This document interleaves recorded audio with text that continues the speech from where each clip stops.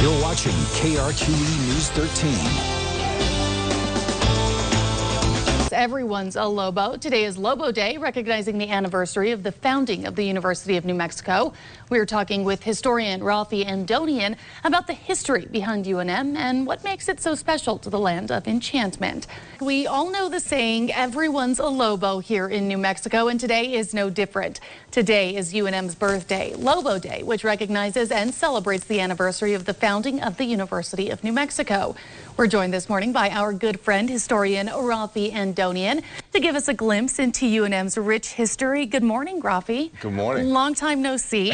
Raffi is even wearing his UNM bow tie this morning, if you can get a look at that.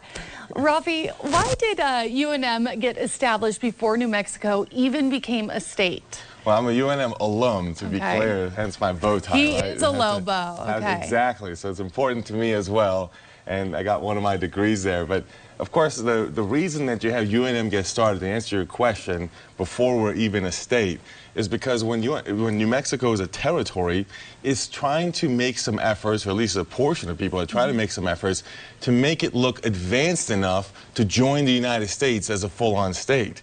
So at the time, New Mexico territory, you know, before UNM was established, did not have an institution of higher learning. It actually did not even have a public high school.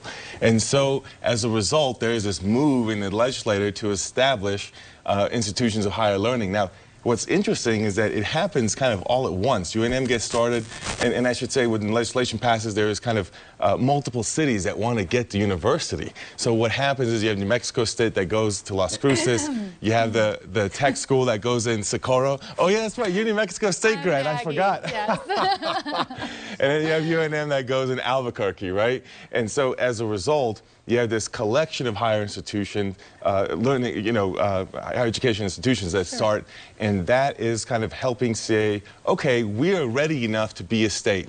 And so today, on February 28th in 1889, is when UNM is established. Now, one more thing that's interesting there is, it's not just universities. Remember, there was no public high school, and there were naysayers that were saying, how can you have universities without a public high school? So soon thereafter, there's a movement to establish public schools as well in the secondary level, so that the state can, or the territory can appear to be advanced enough to be a state. Okay. Now, UNM has extremely unique architecture. I personally think UNM is one of the prettiest schools in the country.